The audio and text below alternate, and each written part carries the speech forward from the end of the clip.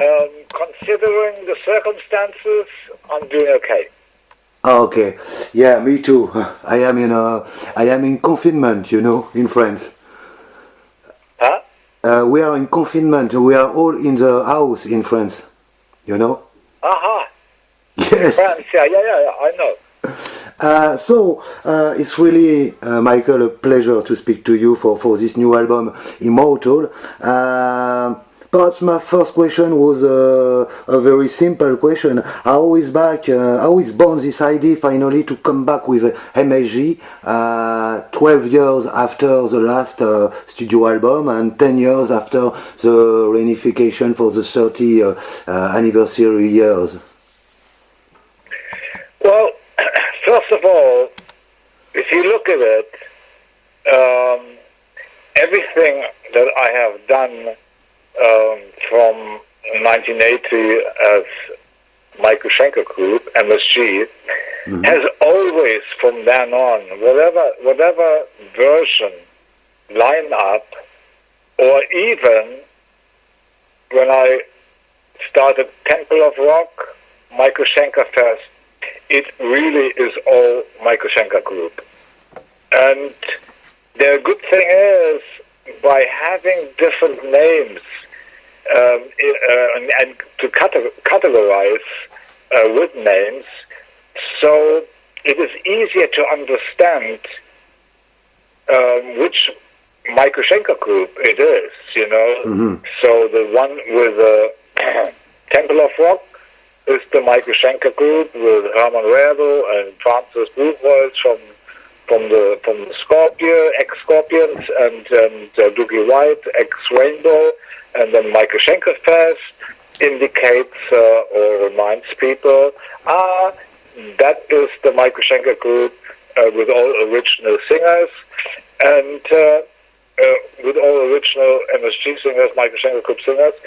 And so it helps me too, to when I go back in time, what was what.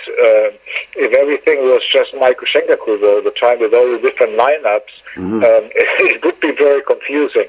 And so I'm kind of happy that it worked out that way. I didn't plan it, but somehow it. If you look at it today, looking back, it's all Michael Schenker Group.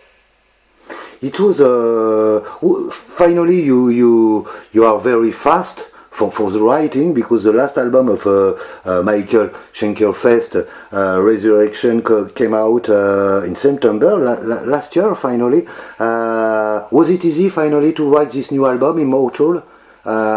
We find 10 tracks on this album. Well, or do you write? Say again? Yeah? Yeah. Or do you write a lot of tracks before and you take these tracks? No.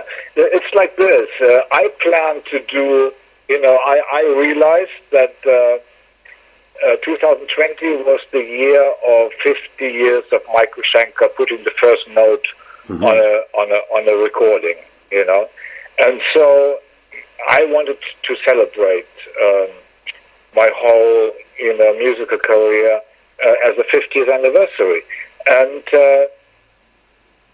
I wanted to do the first idea was to do it with musicians, friends and fans, and to celebrate. And as I was growing and trying to put this together, it was like. Dragging on, and then all of a sudden I realized, wait a minute, there's no point in doing this because it's so late now. It was already the end of 2019. I realized the album would never come out in time, to celebrate the 50th anniversary the way I imagined. And so my agent told me, yeah, but Michael, you the album was released. Your first album was released in 72. So I went, then I have 2 years to celebrate, so I can actually go back to the idea and carry on. And I have plenty of time, even if the album comes out 21. You know, the first note I put on the record was in 70, as I was 15 years old, and the release was 72. By that time, I was already transferring over to UFO, and you know, so I kind of had hope again, and I did 70,000 tons of metal, the cruise thing, and as I came, you know, all of that developed as I always do, you know, on a daily basis. You know, I never really know so much about the future. I just live more in the now and deal with what is currently going on. And so as I came off the cruise, and I stayed in Florida for about 4 days before I left back to go to the UK, I started writing already. You know, I had my writing equipment with me, and so I started in the hotel writing, and carried on writing, as I got back to the UK, but this then I had a new idea, and I said to myself, they are too complicated to getting you know, other musicians and friends and fans involved. I better just look for a compact band to do it with, you know, to have a Michael Schenker group that, you know, with a lineup.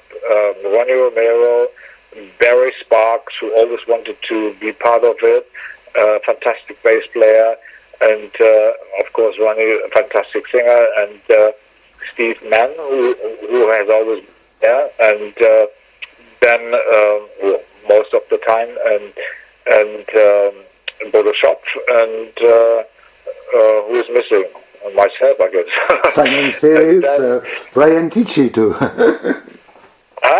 Brian Tichy too. You know, yeah, but I'll get to that. So I carried on writing. I was ready. I said to Michael Foss, I'm ready to come. Now, as time went on a daily basis, weekly basis, all of a sudden there was a virus. There was restrictions. There were lockdowns. I couldn't, you know, I usually drive to Germany, to the studio, and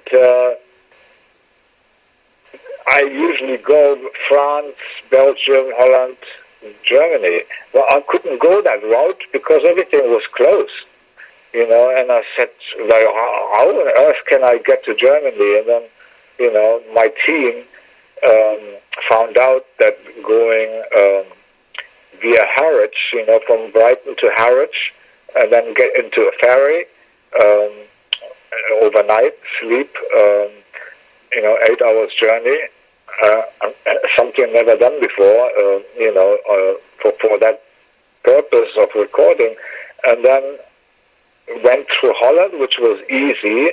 There was no restrictions at the time, and ended up at the recording studio. So I started putting down my newly written songs, the music, to create a backing track, and then the problem was that, I went over there 4 times, the same route with the ferry. And every time I came back to the UK, I had to go in quarantine, 14 days. Mm-hmm. So that was really, really inconvenient because, 14 days on your own. I mean, my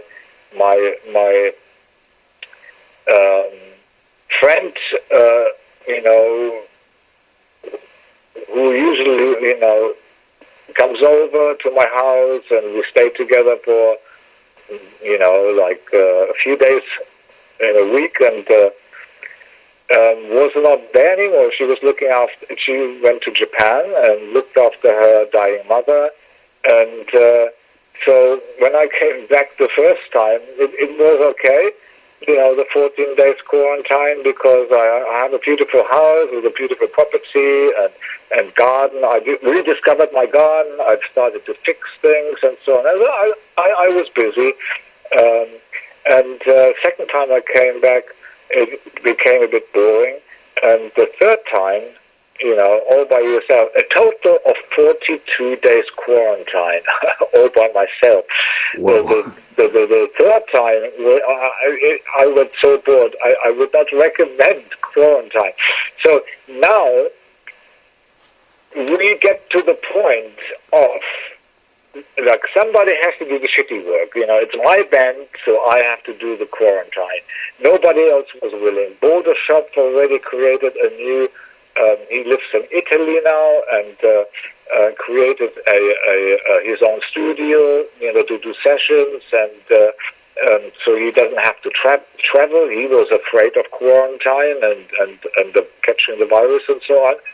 And the same with Ronnie Romero. When I finished all my backing tracks, all my music, we were ready for the singer. Ray, are you ready? And Ronnie, sorry, Michael, I can't. I have to go on quarantine if I come over. I also have obligations. I'm playing. I have so many confirmations with other musicians and so on. I have to complete that, and I'm sorry. And I said, okay, don't worry about it, Ronnie. We let's just see what happens. And I said to Michael Foss, hey, Michael, so, Ronnie is not available right now, so we have to start changing, improvising, and, the strange thing about the virus is it's a bittersweet experience, because it actually helped me to do something I could have never planned, mm-hmm. on a step-by-step basis. So I said to Michael Foss, actually, Amy, my friend, is also a bass player, and she's my bookkeeper as well, and I trust her taste. She's a consumer. I'm not a consumer. I don't even know what's out there. I don't even know who's a good singer or who's a good musician. I don't know anything. I was focusing always on pure self-expression, so I stayed away from listening to other people, and so I had no knowledge. But I asked people who had knowledge, and then, Amy told me that Ralph Shepard, however you pronounce it, is a fantastic singer. And I said to Michael Foss, do you know that guy? He said, well, of course. He's from Primal Fear. He's a fantastic singer. Then do you have a contact with him? And he said, of course I have. And can you ask him if he would like to, be part of the 50th anniversary? And he said, absolutely. And so he called him up. The next day they were recording. I couldn't believe it. Ralph was so happy to be part of this, and he did such a fantastic job.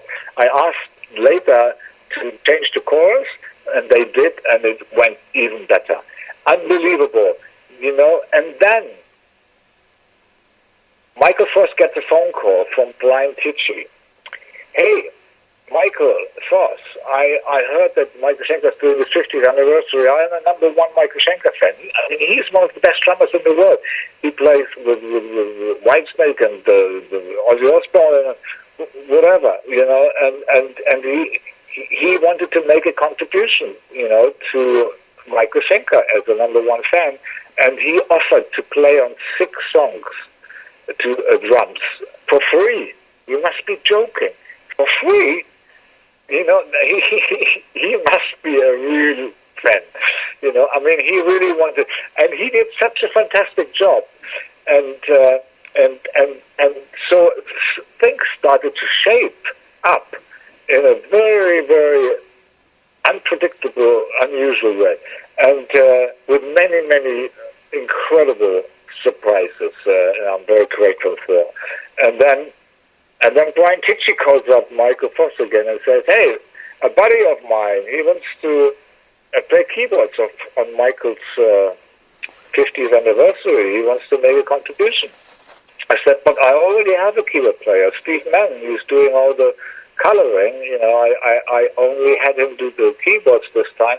He's a producer and an engineer. He's very good. He's very tasty in coloring. I wanted to make sure that the album is going to be guitar orientated more than keyboard orientated. And so, what am I going to do with this guy? And so, who is he anyway? Who is Derek Sherinian? Wow. You know, he's like one of the best known keyboard player in the world." And I said, like, what can we do with him? You already have Steve Mann. He said, well, maybe because he's such a great keyboard player, Derek, that maybe we can do a jam, you know, on one of the songs. And you know, like I've never done anything like that before. Mm-hmm. You know, it's like a Deep Purple thing, you know, Richie Blackwood and John Law, they do something like that. But Michael Schenker never did anything like that. So I said, okay, if you think that can work, then let's work on it. And so we worked on it, and it turned out unbelievable. So having, you know, instead of having, you know, having to deal with Ronnie not being available and getting such a lineup instead, I was shocked. And the song is in the face. I mean, it had to become the opener of the album. It had to become the first single, and it did. I mean, I think it's released today, and it's a fantastic. I'm so happy. You know, I'm so happy with that song. And then, you know, hey, Ronnie, are you ready? Now, Michael, I'm still, you know, it's still all very confusing, the virus and my commitments, etc., etc., etc. I said, okay, don't worry about it. Just take your time, complete what you have to do. We figure something out. I said to Michael Voss, well, what are we going to do? Ronnie is still available. The clock is ticking. And Michael Voss said, you know, Julian Turner, he is one of my favorites, you know, maybe, and I have a contact to him, and he's a fan, and you know, and I'm actually a fan of his. I had him on my website, you know, opening up my website for 2 years or 3 years with a cover version, which ended up being an MSG album, him singing one song, a Elvis Presley song, All Shook Up, and I played lead guitar, and it was so fantastic. I put it on my website as an introduction. Mm-hmm. So if you can get Julian Turner, man, I would be over the moon. He said, okay, let me call him. The next day they were working on it. The next day they were recording. I went like bananas. I went like, this is unbelievable. How is all of this going, this direction, in such a positive way, in such a bad time? You know, I was so shocked. And I ended up doing 2 songs, so that Ralph ended up with 2 songs. And, you know, and then, you know, like Michael Voss always writes lyrics and melodies while I'm putting my backing tracks, my new written music down. He never knows what I'm going to be putting down, so he just waits, and he's not supposed to look backwards, so it's not a master class, you know, to watch me play guitar, how I do things. So Michael, focus on the production. We have done this for many years, and so he's very used to that, and he uses that time very usefully, you know, creating B plans, you know, just in case singers get lost, don't know a chorus or have no idea, blah, blah, blah. And then Michael can kind of, suggest, I've done this and that. Actually, Michael first did that with Warrior, on the Resurrection album. I came back from the hotel the next day. He said, Michael, to me, I did something, a melody and lyrics. It turned out to be Warrior. I was blown away. I said, Michael, this is unbelievable. And so that's how we got Warrior. And so the same thing happened. I came back from the hotel, ready to work on the backing tracks. And he said, here, Michael, I did this vocal melody and lyrics to this piece of music, and it became After the Rain. And I said, Michael, this is unbelievable. This is so beautiful. Only you can sing this. This is so great. I was so happy.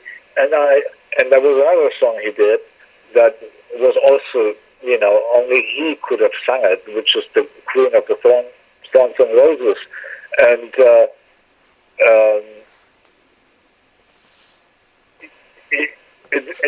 so that's how Michael Foss, out of nowhere, became the singer for those two songs. And then, hey, Ronnie, are you ready? Okay, I think I can manage now. But I have to record here in I think he lives in Bulgaria. I have to record over here. So, okay, we have to improvise. We have to do the best we can with all the virus, lockdowns and stuff like that. I mean, if I wouldn't have gone on 14 days or 42 days quarantine, this album would have never happened, But somebody had to sacrifice. Of course, it had to be me. And so anyway, Ronnie was ready. So Michael Foss and Ronnie worked together, and then they ended up doing 3 songs plus the very important song. In Search of Peace of Mind, in Search of the Peace of Mind, and which was a very important song because it was the very ever written song I ever wrote. And in my mother's kitchen, I was all by myself. I did the music and by myself, and the credits. Michael Foss was sending me the credits, the original credits of Lonesome Crow, where it says Michael Schenker lyrics, Rudolf Schenker lyrics. We had zero knowledge of English. How can we have written lyrics? There was misinformation right from the beginning. We should have said Michael Schenker music, and the rest, whoever wrote the lyrics, just like Rudolf does for his own compositions, or like it's normal. And but I was only 15 years old. It was the first note I put down on a record. It was the first song I ever wrote. It had a title, In Search of the Peace of Mind, which became the theme of my life. And so that song had a solo that was so perfect, the middle solo, the original version. I would never change a note on that solo. I don't know where it came from. I mean, it's everything else on Lonesome Crow. You can hear that I'm developing, that I'm an amateur, and I'm getting somewhere. But that song, the solo, was so perfect, like a song, like the solo theme of the Imaginary Western by Leslie West. Perfect. Never change a note. Stairway to Heaven. Perfect. Never change a note. It will last forever the way it is, and no improvement needed. And so I actually copied that solo on this album, but I wanted to create something in the end, something, make an epic out of the song. And so I kind of created some kind of, which ended up to be almost like a conversation between, like, inside yourself, oh, shall I do this, shall I do that, and am I tempted to do this, and making choices, etc., etc. It's almost like question answer, between God and the devil, or whatever we have inside ourselves, the conversation that we have within ourselves between making choices. it just kind of came across so incredible on the end solo, as if there was actually an inside conversation going on. And having the title In Search of the Peace of Mind, it was so perfect and beautiful.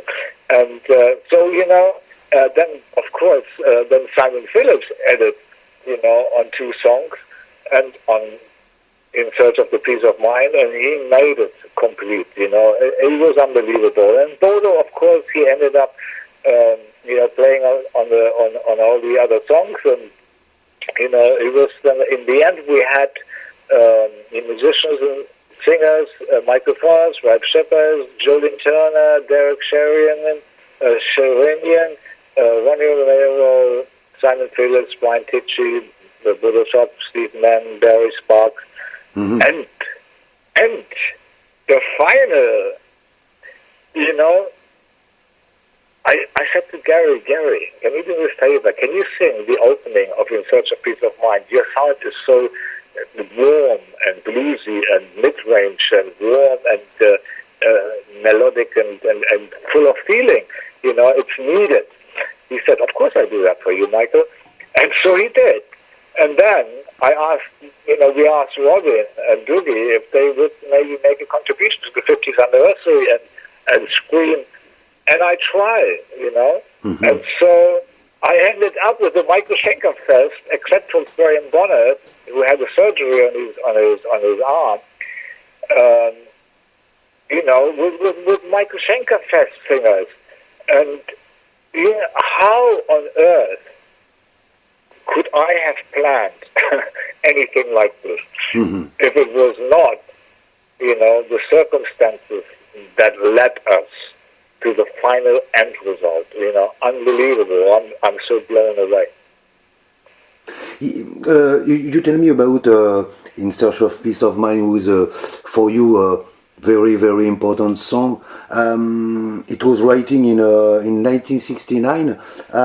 Do you think at this time now, when you choose to record again the song, to call Klaus Meine, who is on the first version, of course? I didn't understand. I mean, do you think one moment to call Klaus Meine from Scorpions to sing on this song too, on this new version? The whole development of Phil Mock and Klaus Meine and all of that, Schenker Brothers and Rudolph, and it's kind of all drifted away.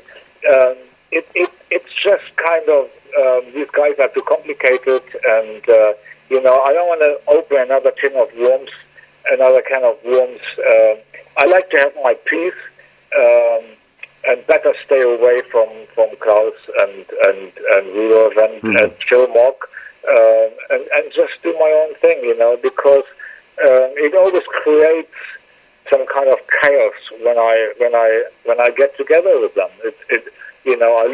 I lose control, and Rudolph is a big manipulator, and I never know what's going to hit me next, and I might get tricked and inconvenience and stuff like that.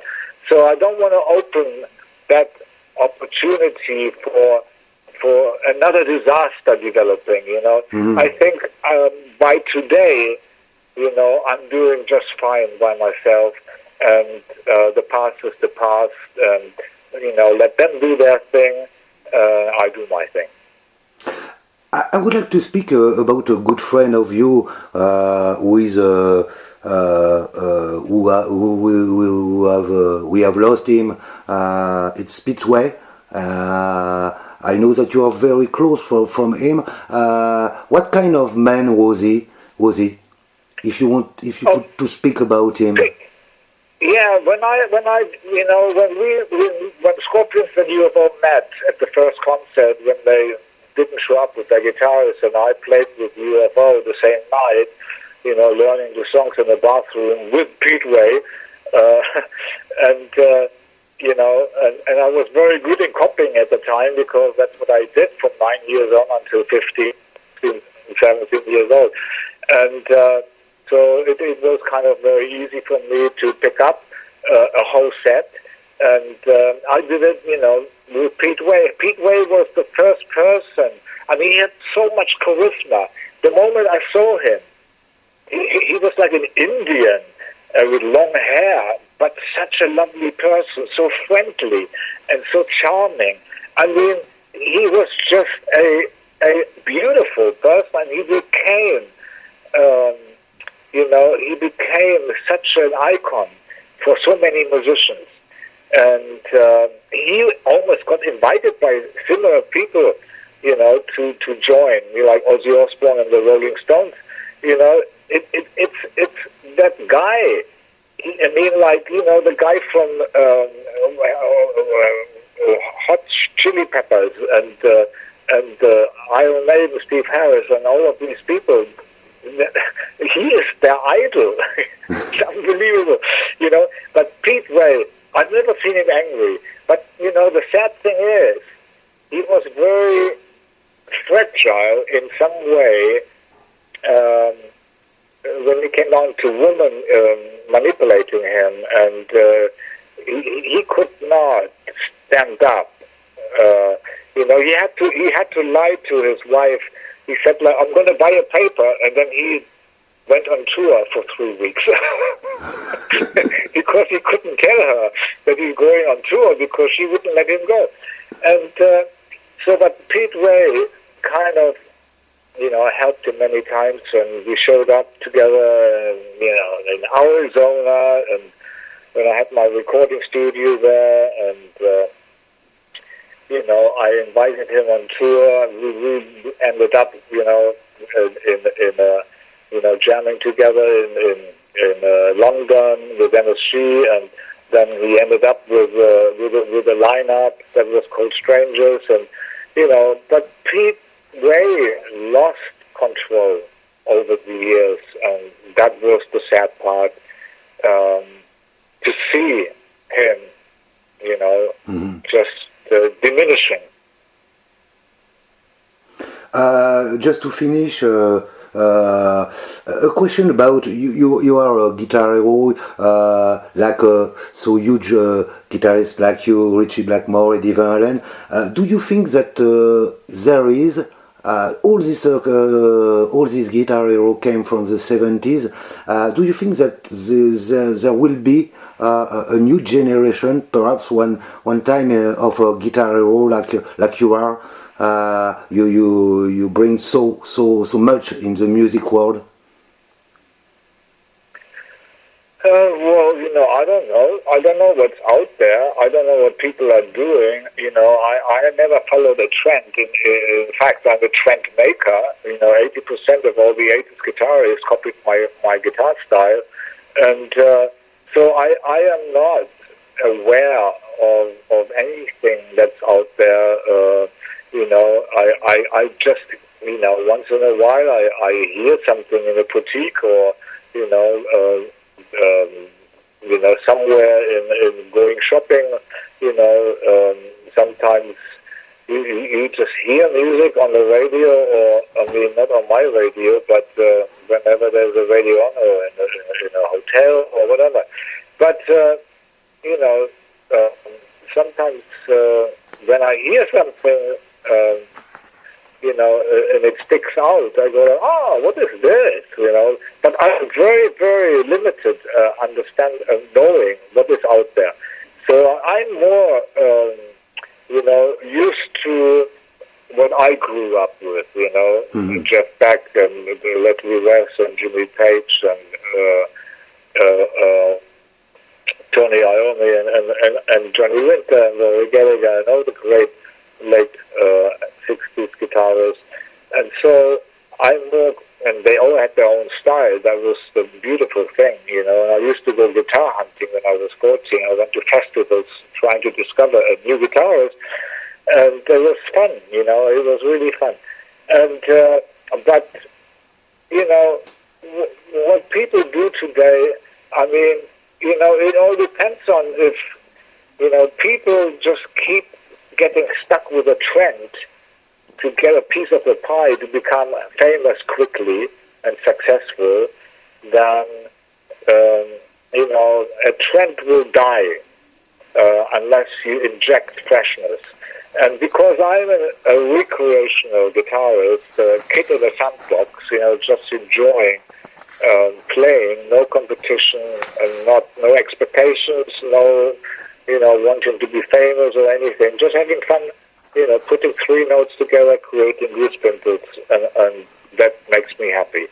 And so I think, because I'm doing that from the inside, from the inner infinite spring of creativity, I always inject something new into a trend, and people take parts of what I come up with, even though they overexposed already my guitar style in the 80s, but I always carry on developing, and I always take freshness from inside.